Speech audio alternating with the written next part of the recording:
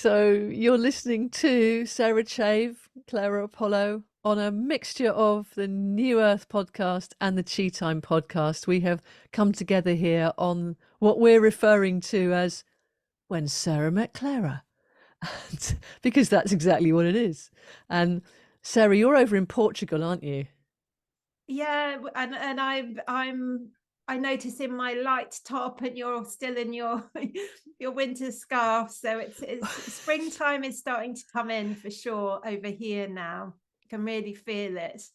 Yeah, but your springtime is quite different from here in the UK. There's still a chill in the air. Still having to wear the scarf and the woolies. Where you're just in a t-shirt. So come on, it might be springtime in for you, but there's a different level of warmth, isn't there, in Portugal? Absolutely, and even in January this year, we were out in the sun. It was an unseasonably Was warm it? January for us. Right, So right. we had a really short winter. Well, how the seasons are changing, aren't they? And indeed, they are rolling around now, and we are in the season in traditional Chinese medicine, which is the qigong that I share. The elemental qigong is part of.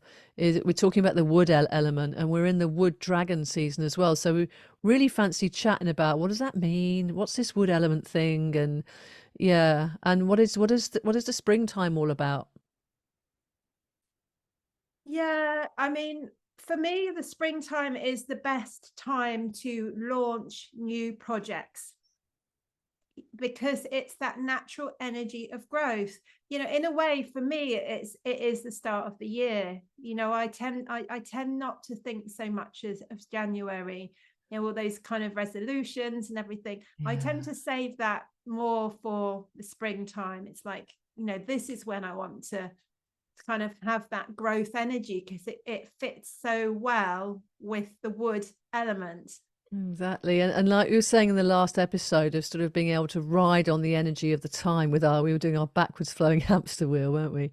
And I think that in January and February, when the Imbolc came, we were planting seeds. We were just very graciously just planting the seeds. We weren't edging them on and moving them forwards, but with the nurture of the water and the earth, it's a natural process that when we get to March and onwards, get marching onwards. Why is it called March? Because it's striding ahead, can't help itself. That is the energy of the spring. And we were chatting about that on the last episode, weren't we, about how when we come into our rolling backwards hamster wheel, we're actually sitting in the saddle and we can ride on time rather than having to rush forwards and trying not to be late and everything. And of course, well, nature's never late, is she? Because she doesn't look at her watch. She is the time, and it's that taking the pressure off and letting yourself ride on the energy. And the energy of springtime is that of natural growth, but also of planning, as you were saying, as this is the time to really put your plans into action, isn't it? Yeah, because the liver, from a Chinese medicine point of view, the liver and the gallbladder are the organs that are associated with the wood element. And the liver likes to plan. That's part of its job, is it likes to plan, and the gallbladder likes to make decisions, and so we can walk that path. So it's a really, really great time to kind of think, put things in motion and grow and expand and step into the new, really, because that's what nature's doing. It's bursting forth, really, isn't it? Bursting forth, birthing forth. And as you were saying that, I was remembering that the liver has over 200 functions. It does so much stuff. One of the things it does is obviously detoxify the body. So we're talking about in the wood element, supporting the liver, but before the wood would be the water, and the water's also cleansing, connecting to the kidneys. And actually our systems are constantly clearing, aren't they? But when it comes to this spring season, this whole spring cleaning thing, isn't it? Really tonifying the liver. You can use some sounds for the liver. You can use some particular colors for the liver, but you're also coming into that, how can I clear, or what is some really simple ways that I can clear? I don't know, we can get into these details, but actually, you know, we're already clearing right here and now.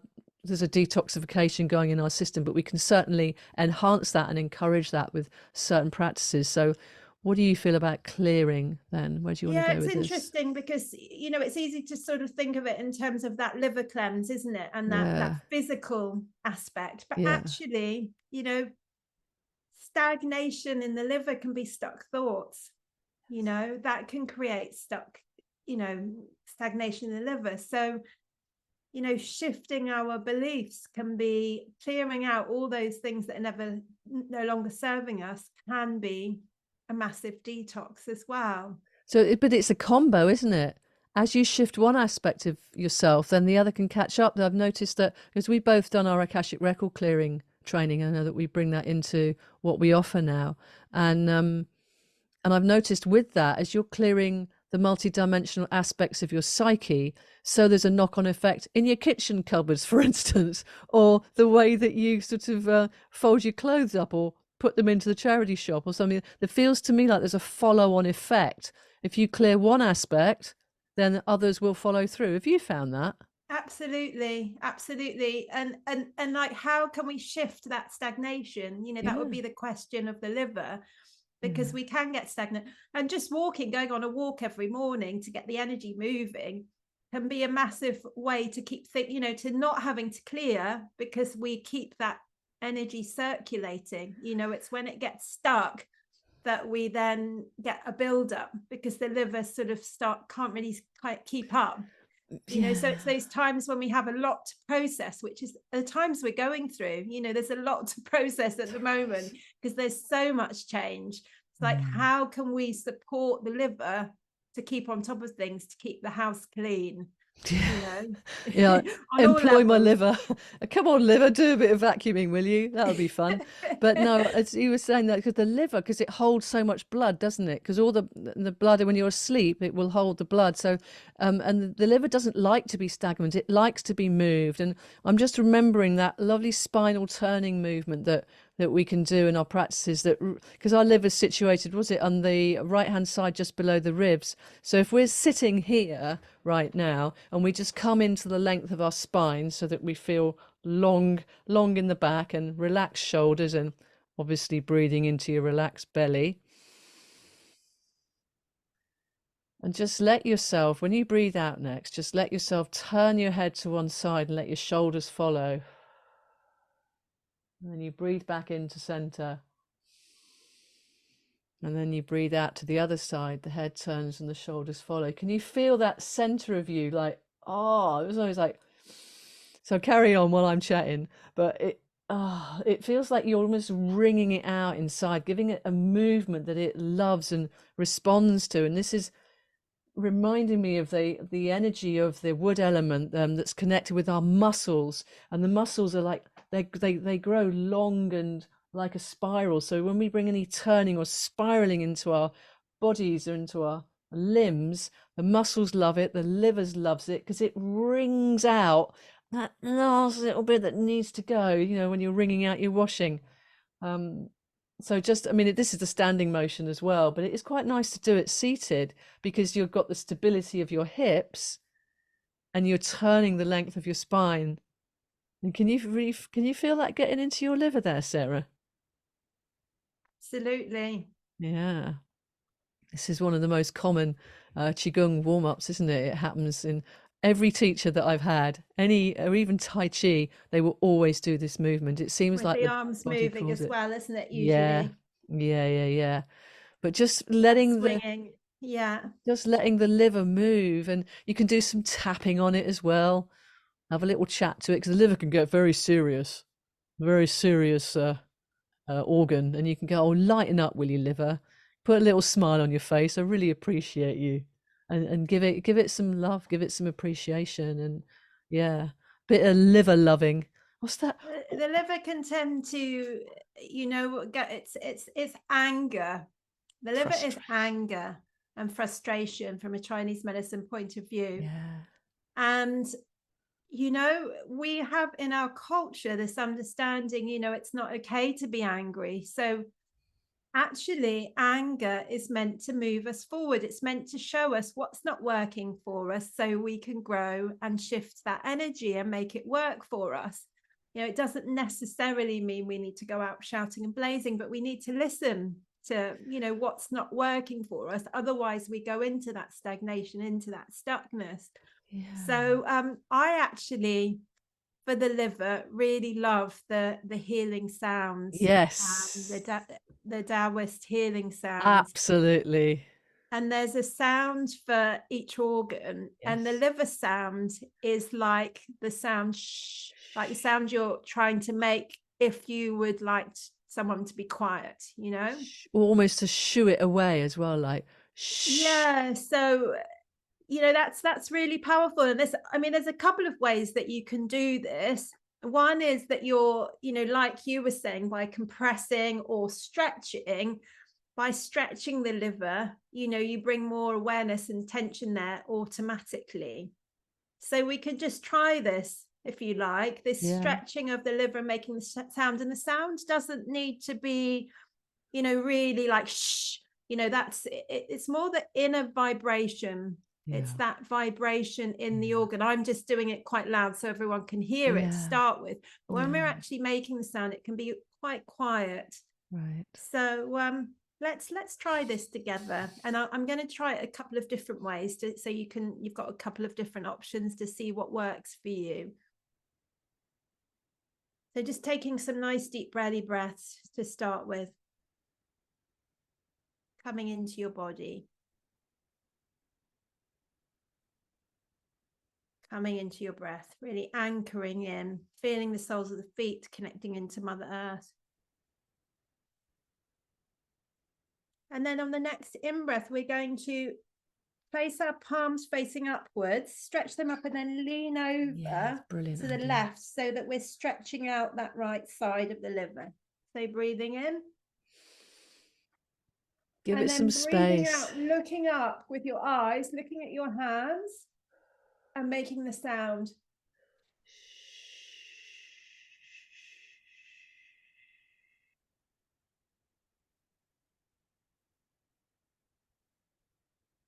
And then bringing your hands down. Just noticing what you notice. I noticed that I did that wrong. How can you do it wrong? I came upright and did the sound. I should have stayed over. I haven't done this one before with you. That's so okay. We can do it again. So I think that's nice. Into this more meditative space, after bringing your hands down, you can just look at the liver from side to side with your eyes, with the intention of delete. You know, delete any emotions, anything that's no longer serving, any anger, any frustration. So you're just looking backwards and forwards with your eyes. So let's do this again. So breathing in, looking up with the eyes, and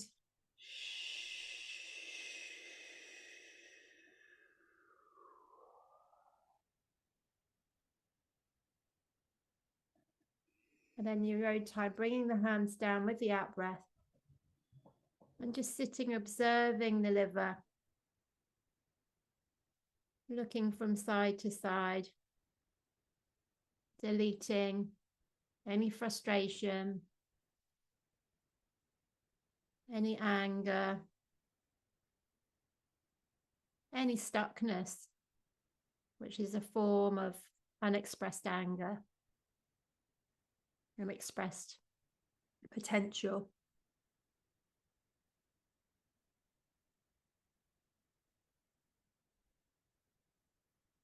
And then when we do this a third time, making the sound much more silent. So, and really focusing in on the vibration in the liver. So as you look up with your eyes, the eyes are connected to the liver.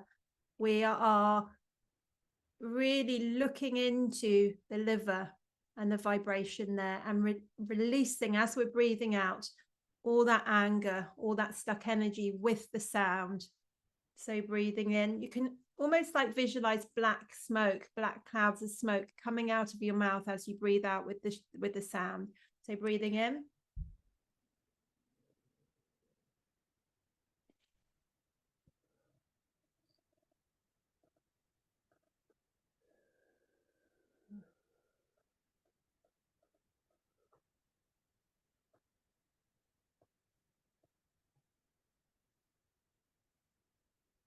delete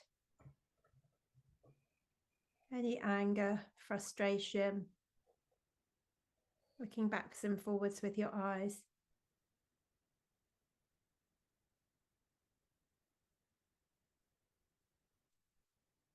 And I'm going to give another option for the healing sounds, because another thing that I've learned is that sometimes with these organs in the abdomen, it's nice to go directly to them. So I'm just going to move so placing your hands actually over the liver, breathing in, and as you breathe out, pushing in and crouching down. Shh.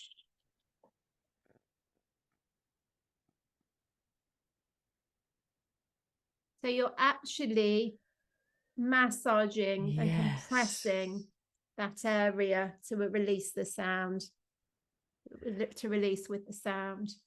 That's so interesting, bringing in that pressing up and in, because there's liver meridians all around there too. But if we come back to sitting now,